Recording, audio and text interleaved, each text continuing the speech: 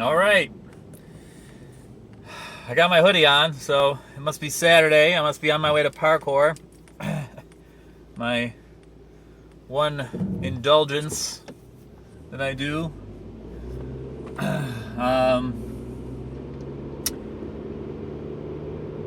Yeah, so made a video about the anti-fragile faith and how kind of what that is. Basically, it's how I'm going to be writing something up. I'm working on an article. Not good at that. It's very tedious for me to do that. But I will be basically I'm just going to be explaining the whole thing top to bottom. But the idea is, how does your faith get stronger the more that the world tries to break it down. Oh, excuse me. I really believe that the parable of the sower tells you all the ways that the world, or that you can be broken down, that your faith can be weakened or never take hold of, never take hold in the first place. So in order for any faith, any connection to God, I believe you start with the footpath, softening your heart. If you're hard-hearted, you can't get in.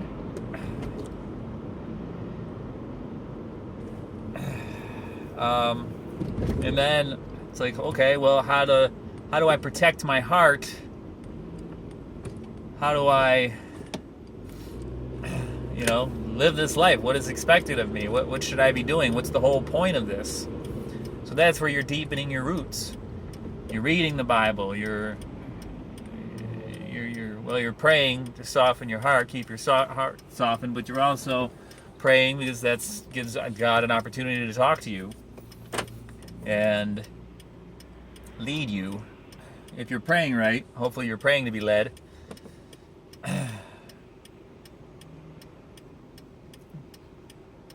But and so you're softening your heart. You're trying to keep your heart soft as the world is trying to re-harden it. The world is gonna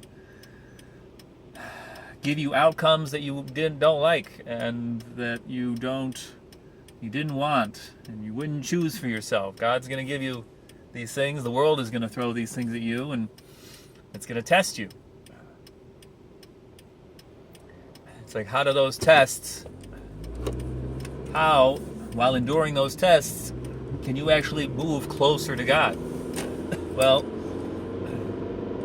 the tests will either be because they'll feel like tests, these things. They'll either be tests like Job, where I guess Job is a really good example of all these things. I just started reading Hosea too, and that's kind of a little window there into tests and being led by God. And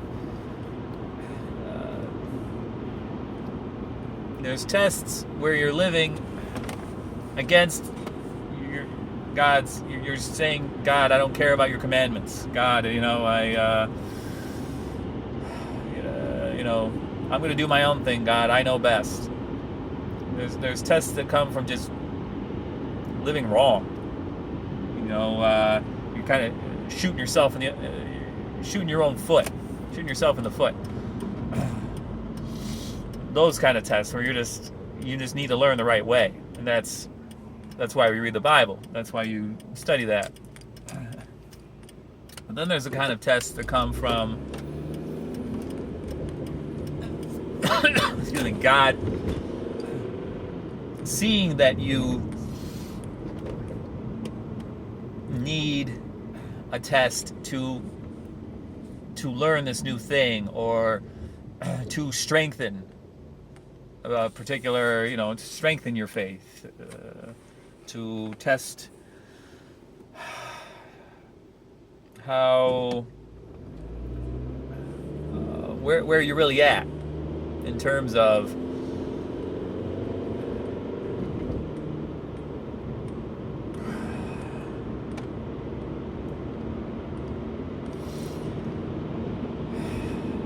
to see where maybe you need to be strengthened, or maybe where you think you're good but you're not.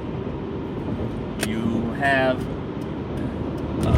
some limitation that you're not aware of. It's like, okay, in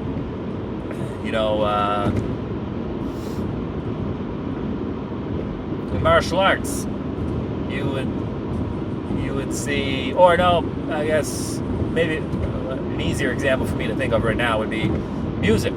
A child or a student's learning piano, and they have a teacher. The teacher is like, okay, they're ready. I can see that they're ready for maybe this next piece. This next piece will be the challenge that they need, and they'll learn this particular thing while learning this piece, and progress. And I think God works that way. Is he pushes you a little bit. If you're not praying, you're not reading, the Gospels, and then you're not gonna see it for what it is. You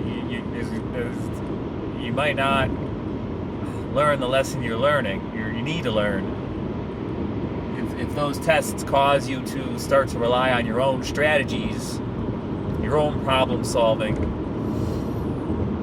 start looking for other solutions. I think that's why I know myself. That's basically, before I was a Christian, that's all I ever did was scramble and try to find solutions to my own problems. And they never got solved. The real problems. I could fix the the first layer problems. The easy. Oh, just do this thing, and it stinks in here. Let me take out the garbage. That's an example of that kind of like direct one-to-one problem solving. But the real core issues for myself weren't getting solved. I was avoiding dealing with those. But now I feel like they're getting dealt with. I'm being challenged. And really just following the 6 habits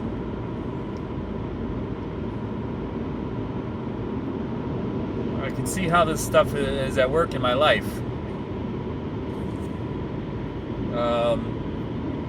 And it's really just returning to those 6 habits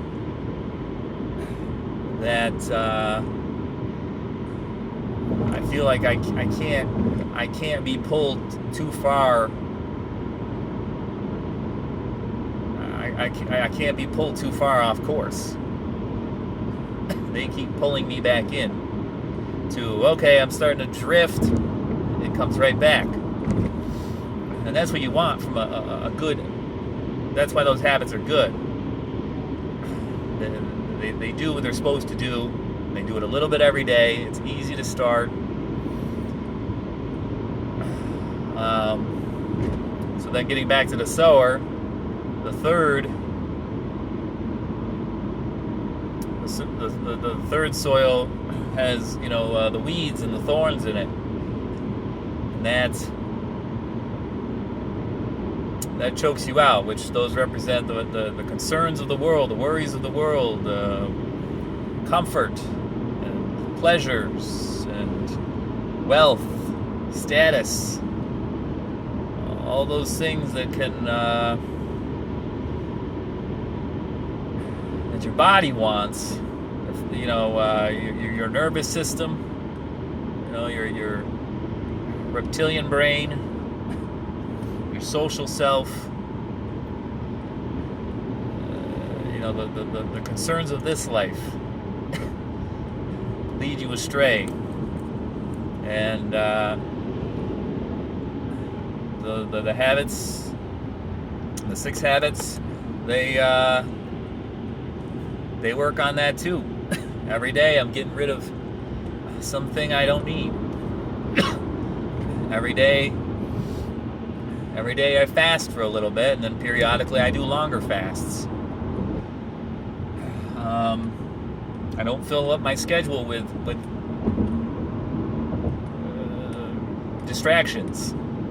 I leave time and space for God to work in my life so that I can be led, and if I feel the need to go someplace or do something,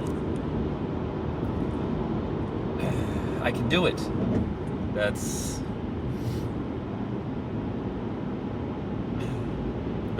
So I'm trying to live with more and more simply.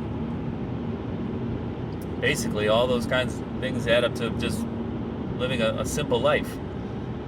I feel like people who go and live in the middle of the woods by themselves, like, you know, the monk,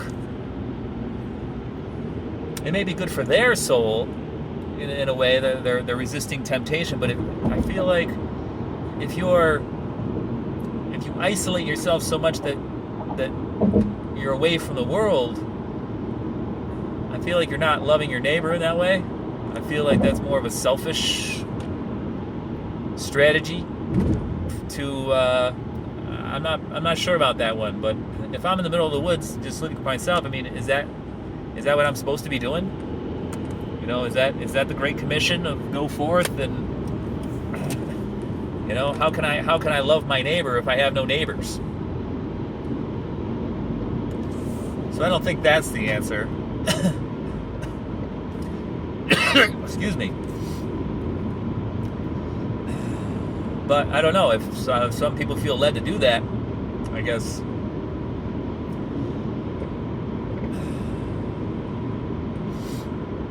So,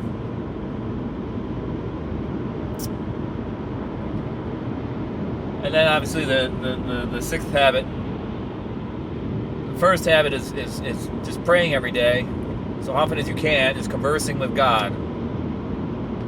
And then second habit is reading the Bible, the Gospels. I think the Gospels are the most direct route. Reading a little bit of the Gospels, you know, when you wake up and before you go to bed. And then fasting, not filling up your schedule, owning less, only owning what you need. And then 6th habit is try for at least one act of kindness a day, just to get your eyes looking at the world that way. That's really what that habit is. The other ones are very like self-focused. That one is the one that gets you focused on your neighbor.